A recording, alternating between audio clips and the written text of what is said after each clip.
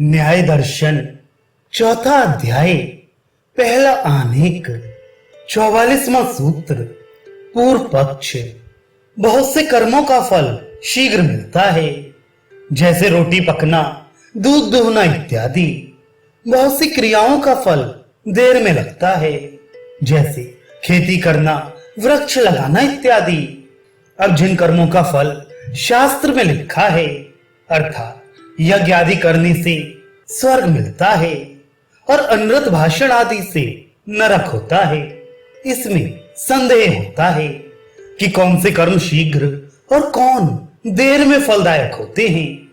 इसका उत्तर देते हैं 45वां सूत्र उत्तर पक्ष। प्रत्येक कर्म का फल शीघ्र नहीं मिलता।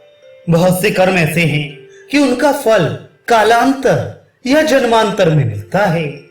ऋषि, हम बहुत से कर्मों का फल शीघ्र मिलता हुआ देखते हैं।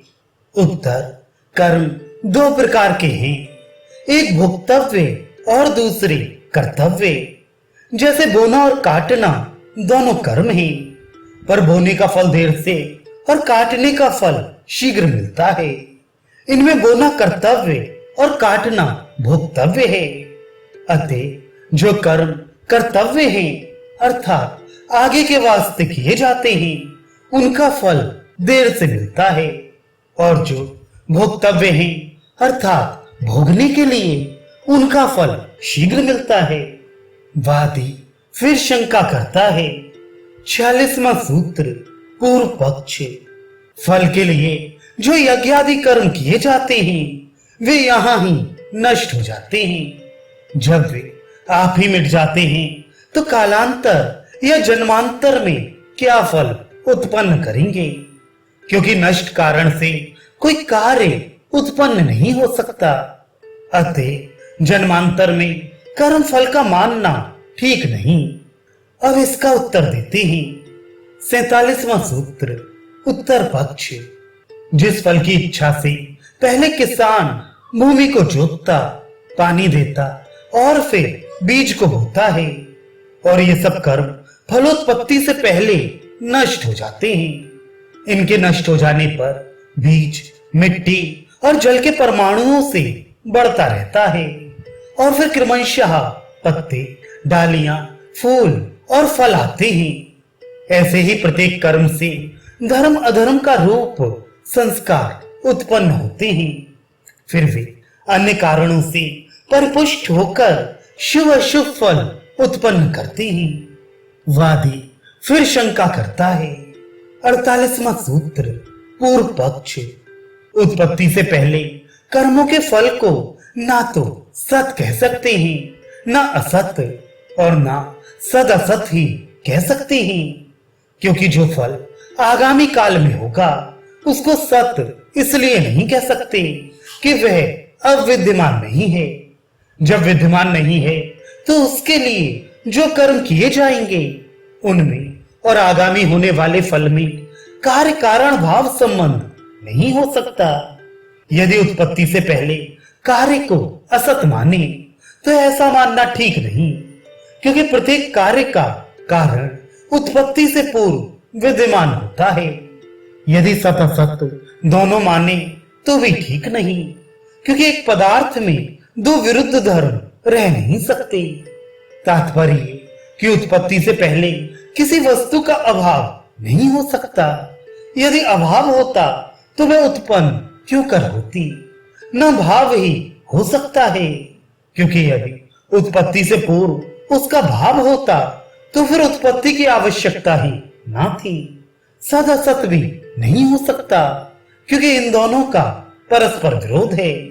अब इसका उत्तर देते हैं 49वां सूत्र उत्तर पक्ष। जो पदार्थ उत्पन्न होता है, वह उत्पत्ति से पहले असत होता है, क्योंकि उसकी उत्पत्ति और विनाश देखा जाता है। यदि सत होता, तो उत्पत्ति और नाश नहीं हो सकता था, और यह प्रत्यक्ष से भी सिद्ध होता है कि घड़ा पहले नहीं था, कुम्हार ने बनाया, फिर टूट गया। असत के ही उत्पत्ति और नाश होते हैं, सत के नहीं। इसलिए उत्पत्ति से पूर्व प्रत्येक पदार्थ असत है। इसी की पुष्टि करते हैं 50वां सूत्र उत्तर पक्ष। बुद्धि और प्रमाण से कारण का नियत होना और उससे कार्य का उत्पन्न होना सिद्ध होता है। इसलिए प्रत्येक पदार्थ कार्य रूप में आने से पहले असत है। प्रत्येक कारण में अपने अनुरूप ही कार्य उत्पन्न करने की शक्ति होती है। यदि उत्पत्ति से पहले भी उसका भाव माना जाए तो फिर उत्पत्ति का होना नहीं बन सकता, क्योंकि जुलाहा यह जानकर ही कि कपड़ा नहीं है सूत से कपड़ा बनाता है। यदि बनने से पहले भी कपड़ा मौजूद हो तो फिर उसका बनाना कैसा। इसलिए सत कारण से असत कार्य की उत्पत्ति होती है। यही सिद्धांत ठीक है। वादी शंका करता है 51वां सूत्र पूर्व पक्ष। जिस शरीर ने कर्म किया है उसके नाश हो जाने पर फल की प्राप्ति कैसे होगी। इसमें वृक्ष का जो दृष्टांत दिया गया है वह ठीक नहीं, क्योंकि जल सींचना और फल लाना ये दोनों बातें एक ही वृक्ष के आश्रित हैं। अर्थात जिस वृक्ष में पानी सींचा जाता है वही कालांतर में फल लाता है, परंतु दृष्टांत में वह बात नहीं है। वहां जिस शरीर से कर्म किया जाता है वह तो यही नष्ट हो जाता है। दूसरा शरीर उसके किए हुए कर्मों के फल को भोगता है। इसलिए आश्रय भेद होने से यह दृष्टांत ठीक नहीं। अब इसका उत्तर देते हैं 52वां सूत्र उत्तर पक्ष। कर्म जो धर्म अधर्म भेद से दो प्रकार का है, इच्छा से संबंध रखता है और इच्छा आत्मा का गुण है। शरीर तो केवल उनका अधिष्ठान मात्र है। इसलिए कर्म और उसका फल ये दोनों आत्मा से ही संबंध रखते हैं। आत्मा दोनों शरीरों में एक ही रहता है। इसलिए वृक्ष का दृष्टांत सर्वथा उपयुक्त है। वादी पुनः शंका करता है 53वां सूत्र पूर्व पक्ष। एक ही आश्रय में कर्म और कर्म फल के होने का नियम नहीं, क्योंकि स्त्री पुत्र आदि भी कर्मों का फल माने जाते हैं और वे अपने आत्मा से भिन्न हैं। अपना आत्मा उस फल का आश्रय नहीं। इसलिए कर्म और फल इन दोनों का आश्रय एक नहीं, किंतु भिन्न भिन्न है।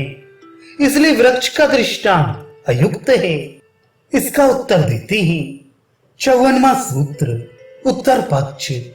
पुत्र आदि के संबंध से सुख आदि की उत्पत्ति होती है। इसलिए पुत्र आदि में फल का उपचार माना गया है। जैसे उपनिषदों में अन्न को प्राण कहा गया है, वास्तव में अन्न प्राण नहीं, किंतु प्राण का पोषक होने से उसी को अन्न कहा गया है। इसी प्रकार पुत्र सुख नहीं, किंतु सुख को बढ़ाने वाला है। इसलिए उसमें फल का उपचार किया गया है। फल की परीक्षा समाप्त हुई, अब दुख की परीक्षा की जाती है। 55वां सूत्र उत्तर पक्ष। शरीर का प्रकट होना जन्म है और शरीर तीन प्रकार के हैं, उत्तम, मध्यम और अधम। उत्तम शरीर देवताओं का होता है, मध्यम मनुष्यों का और अधम असुरों का या त्रियक जंतुओं का। यद्यपि इनमें दुख का तारतम्य है, अर्थात देवताओं के शरीर में दुख बहुत कम है, मनुष्यों में दुख सुख बराबर है और अधम शरीरों में दुख बहुत है। तथापि बाधना का योग होने से सब शरीर दुखाक्रांत हैं। तात्पर्य कि जन्म ही दुख का कारण है। इसका मूलोच्छेद बिना तत्व ज्ञान के नहीं हो सकता। अब इस पर आक्षेप करते हैं 56वां सूत्र पूर्व पक्ष। मनुष्य को इस जीवन में केवल दुख ही नहीं है, किंतु उसमें सुख भी मिला हुआ है, क्योंकि दुख सुख दोनों सापेक्ष हैं। दुख के पश्चात सुख अवश्य होता है और यदि दुख ना हो तो किसी को सुख का अनुभव ही नहीं हो सकता। अतीत सबको दुख रूप बतलाना ठीक नहीं। अब इसका उत्तर देते हैं। 57वां सूत्र, उत्तर पक्ष। सुखार्थी मनुष्य जो सुख के लिए प्रवृत्त होता है, वह पर्येषण दोष से सुख को प्राप्त नहीं कर सकता, क्योंकि प्रत्येक मनुष्य संसार में कुछ न कुछ दुख अवश्य रखता है, चाहे अविद्या के मद वे उसके प्रभाव को अनुभव न करे। जैसे कोई विक्षत पुरुष मध्य पीकर छत की पीड़ा को अनुभव न करे, परंतु उसे दुख से मुक्त नहीं कह सकते, ऐसे ही संसार के प्रत्येक सुख का परिणाम दुख है। प्रश्न, पर्येषण दोष किसे कहते हैं? उत्तर, विषयों में अत्यंत लिप्सा को पर्येषण दोष कहते हैं। जिस वस्तु के प्राप्त करने का यत्न किया जाता है, प्रथम तो वह प्राप्त नहीं होती या प्राप्त होकर नाश हो जाती है, और उसकी आशा में भी बहुत कुछ कष्ट उठाना पड़ता है, और फिर आशा पूरी होकर भी तृप्ति या शांति नहीं होती। एक इच्छा पूरी होती है, दूसरी और उत्पन्न हो जाती है। किसी को संसार का साम्राज्य भी मिल जाए, तब भी जब तक इच्छा है उसको शांति नहीं होती। इसलिए राग दुख का और केवल वैराग्य ही सुख का कारण है। इसी की पुष्टि करते हैं 58वां सूत्र, उत्तर पक्ष। यदि कोई कहे सुख को भी दुख समझना ठीक नहीं, सुख के लिए प्रयत्न करते हुए यदि कोई दुख उत्पन्न होगा तो उसका भी उपाय हो सकता है। यह बुद्धिमता नहीं कि दुख की आशंका में सुख को भी त्याग दिया जाए। इसका उत्तर ये कि अविद्या के कारण लोग दुख को ही सुख समझ रहे हैं। जब दुख के कारण अधिक इकट्ठे हो जाते हैं, तो उनका उपाय भी कठिन हो जाता है। इसलिए बुद्धिमान को पहले ही सोचना चाहिए कि हम जिसको सुख मान रहे हैं, वास्तव में उसका परिणाम हमारे लिए दुखजनक है। जब तक मनुष्य विवेक के शास्त्र से ममता की फांसी को नहीं काटता, तब तक उसके हृदय में वैराग्य उत्पन्न नहीं होता, और वैराग्य के अभाव में कोई सच्चे सुख का अधिकारी नहीं हो सकता। दुख की परीक्षा समाप्त हुई, अब अपवर्ग अर्थात मोक्ष की परीक्षा की जाती है। प्रथम वादी शंका करता है। 59वां सूत्र, पूर्व पक्ष। ऋण, क्लेश और प्रवृत्ति के लगाव से मोक्ष सिद्ध नहीं होता। प्रत्येक मनुष्य के ऊपर 3 ऋण होते हैं। पहला देव ऋण, दूसरा ऋषि ऋण, तीसरा पितृ ऋण। जब तक मनुष्य इन तीनों ऋणों को नहीं चुका लेता, मोक्ष का अधिकारी नहीं हो सकता। ये शास्त्र की आज्ञा है। अपने अल्प जीवन में मनुष्य इन्हीं ऋणों को नहीं चुका सकता, फिर उसे मोक्ष के लिए समय कहां मिल सकता है? अविद्या आदि क्लेशों के लगाव से भी मोक्ष की संभावना नहीं हो सकती, क्योंकि मनुष्य यावत जीवन क्लेशों में बंधा हुआ रहता है, और मरणांतर भी क्लेश संस्कारों के अनुबंध से जन्म लेता है। तब मोक्ष साधन के लिए समय कहां रहा? प्रवृत्ति के लगाव से भी मोक्ष का होना सिद्ध नहीं होता, क्योंकि प्रत्येक प्राणी यावत जीवन मन, वाणी और शरीर से कुछ ना कुछ कर्म करता हुआ धर्म अधर्म का उपार्जन करता ही रहता है। फिर मोक्ष के लिए अवसर कहां? अब इसका उत्तर देते हैं 60वां सूत्र, उत्तर पक्ष। शास्त्र में जहां मनुष्य के ऊपर 3 ऋण बतलाए गए हैं, वहां ऋण शब्द का प्रयोग औपचारिक है। तात्पर्य यह है कि जैसे देव ऋण का चुकाना प्रत्येक मनुष्य का धर्म है, ऐसे ही ऋण के तुल्य देव, ऋषि और पितरों की पूजा करना भी प्रत्येक मनुष्य का धर्म है। इन कर्मों की आवश्यकता और प्रशंसा जतलाने के लिए यहाँ गौड़िक ऋण शब्द अनुवाद किया गया है। इसलिए वो लोग जो पुत्रेषणा और वित्तेषणा, लोकेषणा इन तीनों ऐषणाओं से निवृत्त हो गए हैं, चाहे वे किसी आश्रम में हो। इन तीनों ऋणों के लिए बाध्य नहीं हो सकते। ऐसे लोगों के लिए शास्त्र यह भी आज्ञा देता है कि जिस दिन उनको वैराग्य उत्पन्न हो, मोक्ष के लिए यत्न करें। अतः ऋण विधायक वाक्यों के अर्थवाद परक होने से मोक्ष का अभाव नहीं हो सकता। फिर इसी की पुष्टि करते हैं 61वां सूत्र उत्तर पक्ष। प्रत्येक शास्त्र उसी बात का वर्णन करता है जो उसका प्रतिपाद्य विषय है। दूसरे के प्रतिपाद्य में वह हस्तक्षेप नहीं करता। ब्राह्मण ग्रंथ जिनमें अधिकतर यज्ञ का वर्णन है, गृहस्थ आश्रम से संबंध रखते हैं, इसलिए उनमें विशेषकर गृहस्थ के धर्मों का ही वर्णन है, परंतु वे अन्य आश्रम या उनके धर्मों का खंडन नहीं करते।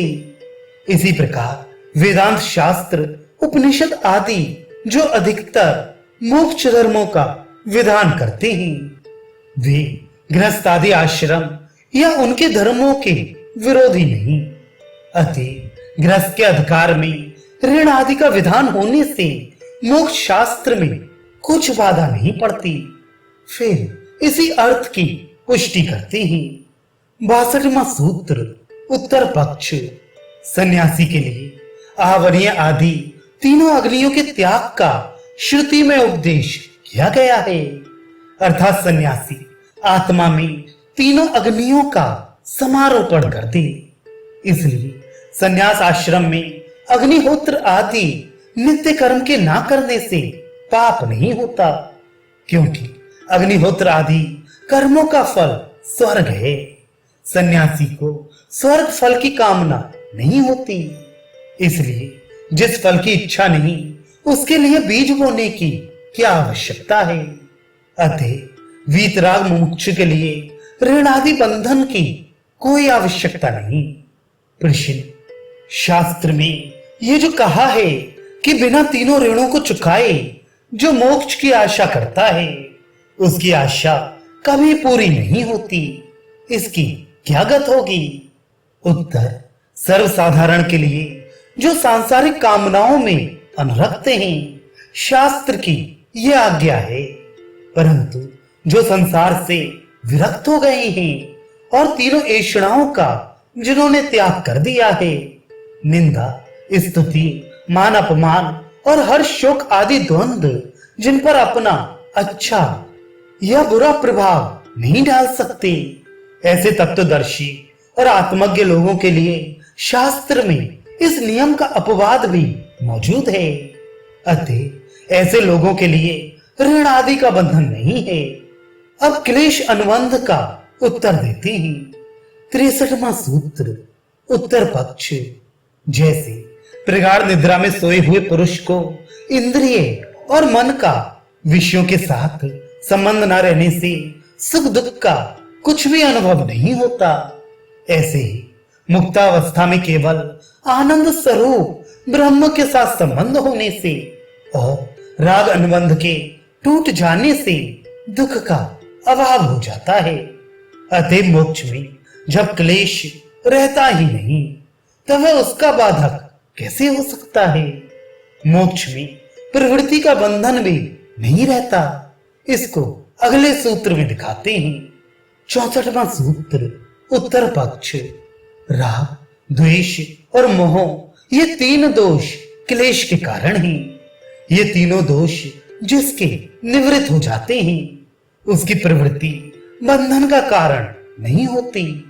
प्रवृत्ति बंधन का कारण वही होती है जो राग से उत्पन्न होती है, और जो निष्काम प्रवृत्ति है वह कभी बंधन का कारण नहीं हो सकती। अब इस पर शंका करते हैं 65वां सूत्र पूर्व पक्ष। क्लेश, संतति, दुखादि जीवात्मा के स्वाभाविक गुण हैं, फिर उसका नाश किस प्रकार हो सकता है? क्योंकि स्वाभाविक गुणों का नाश नहीं होता, और जिसका नाश हो वह स्वाभाविक नहीं। इसका आंशिक समाधान करते हैं 66वां सूत्र उत्तर पक्ष।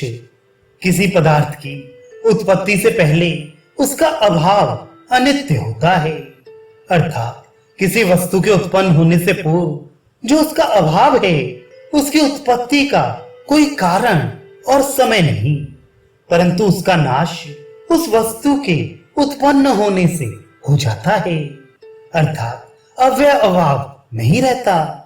ऐसे ही क्लेश स्वाभाविक होने पर भी नाश हो सकता है, इससे मुक्ति का होना संभव है।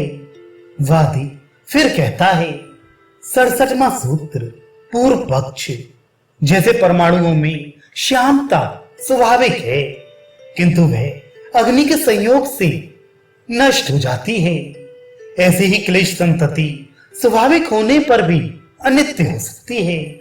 इन दोनों हेतुओं को जो ऊपर के सूत्रों में दिए गए हैं और जिनमें स्वाभाविक गुण का नाश माना गया है, अपर्याप्त समझकर सूत्रकार अब अपना मत प्रकाश करते हैं। 68वां सूत्र उत्तर पक्ष, राग आदि आत्मा के स्वाभाविक गुण नहीं हैं, क्योंकि इनकी उत्पत्ति का कारण संकल्प है। तत्व ज्ञान के होने पर जब सारे संकल्प और विकल्प निवृत्त हो जाते हैं, तब कारण के अभाव में राग आदि कार्य उत्पन्न ही नहीं हो सकते। इसलिए राग आदि का प्रभाव से अनादि होना तो संभव है, परंतु स्वरूप से ये अनादि कभी नहीं हो सकते। अतएव ऋण, क्लेश और प्रवृत्ति ये तीनों मोक्ष के बाधक नहीं हो सकते।